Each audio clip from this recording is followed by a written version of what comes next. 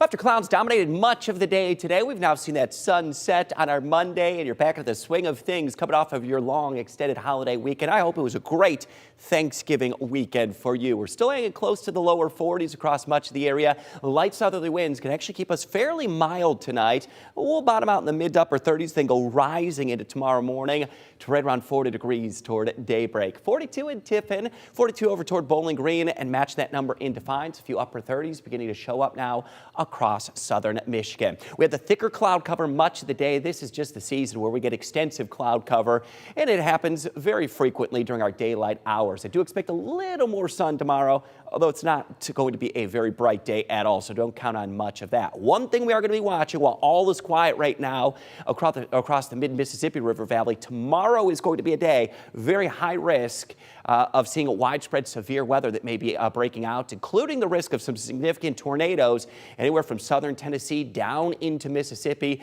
all the way into the state of Louisiana. That is one thing the WTOL 11 weather team will have our eyes on as we go into Tuesday. Another thing that we're also keeping tracks on, and if you heard about it over the course of the weekend, volcanic eruptions that are occurring. Let's send it over to meteorologist Matt Willoughby. And Matt, this is all the way in the balmy, warm state of Hawaii, but something that's fairly unusual that is occurring right now. Yeah, exactly, Chris. Yeah, some of the things we kind of forget to mention is some of the natural hazards that includes volcanoes. And this just erupted last night, the Mauna Loa volcano, which is actually the largest active volcano on Earth right now. So having some stunning pictures coming from last night and even from today. So some of those facts that we just saw, just around 33 eruptions since 1843. That most recent one just coming into 1984. But that main threat right now is just some ash in the air. Not expect to see any volcano lava flow head into those populated areas. So these are some stunning pictures of some of those river of lava that we just came in from today just a couple of hours ago. And you can see those lava flowing just as a river just out into Hawaii for today. And it's courtesy of USGS who's taking those pictures. So what that means exactly, lava flow hazard zones, well, you can see that purple area right now. That's where that lava is in fact flowing in that area, which is a zone 1 high, is at least highest level flow threat for that island of Hawaii. So that'll be something to watch out for as we go throughout the next couple of days at least. We won't have to worry about any volcanoes here, but it looks like we got some colder weather heading our way this middle part of the week, right, Chris? Quick question, though, for you, Matt. When we talk about volcanic eruptions, this is not an explosive eruption where it's putting that ash high up into the sky that actually could impact our weather. This is more of a slower, constant eruption, correct? Yeah, exactly.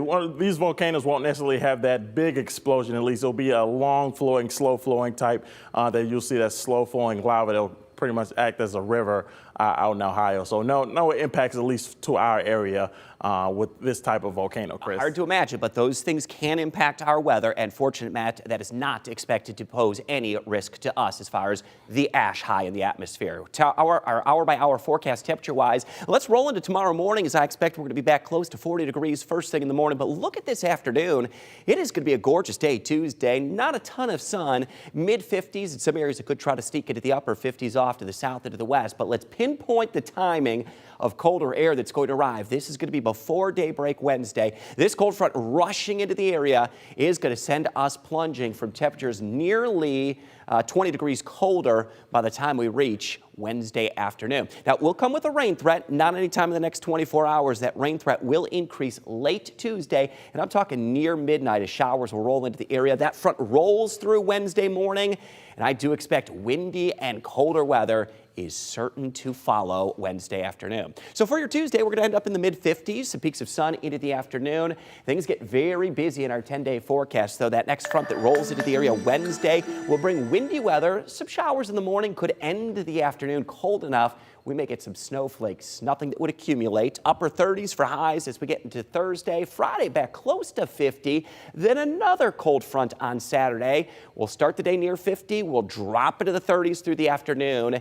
And still more active weather expected into early next week. Monday and Tuesday could bring yet another storm system for an active start to the month of December.